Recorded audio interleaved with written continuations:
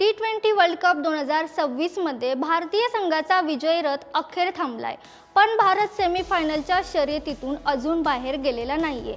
हे गणित नेमकं काय आहे आणि आणखीन भारताला काय करायचंय सगळं सांगते।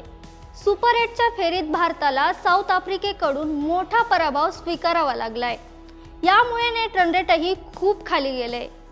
आता भारताचे सुपर 8चे अजून 2 सामने बाकी आहेत, एक झिम्बाब्वे विरुद्ध आणि दुसरा वेस्ट इंडिज विरुद्ध। जर भारताला सेमीफायनल मध्ये पोहोचायचं असेल तर हे दोन्ही सामने जिंकणं गरजेचं आहे, तेही मोठ्या फरकाने जिंकावे लागतील, कारण पुढे नेट रन रेट खूप महत्त्वाचं ठरणार आहे।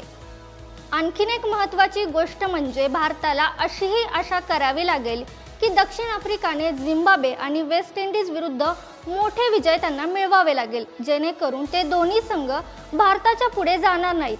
पण जर भारत त्यांच्या 2 सामन्यापैकी आता एक जरी सामना हरला तर भारताचं सेमीफायनलचं आव्हान जवळजवळ संपुष्टात येऊ शकतं। म्हणजे एकंदरीत सोपं सांगायचं झालं तर भारताला फक्त सामने जिंकायचेच नाही तर खूप मोठ्या मार्जिननी जिंकायचे आहेत, जेणेकरून नेट रन रेटचा फरक पुढे जाऊन भारताला जाणवणार नाही। तर अशा प्रकारे भारताला सेमीफायनलमध्ये जाण्यासाठी ह्या गोष्टी लक्षात ठेवणं तितकंच महत्त्वाचं ठरणार आहे। या बाबतीत तुमचं काय मत आहे कमेंटमध्ये सांगायला विसरू नका आणि सकाळला सबस्क्राइब करायला देखील विसरू नका।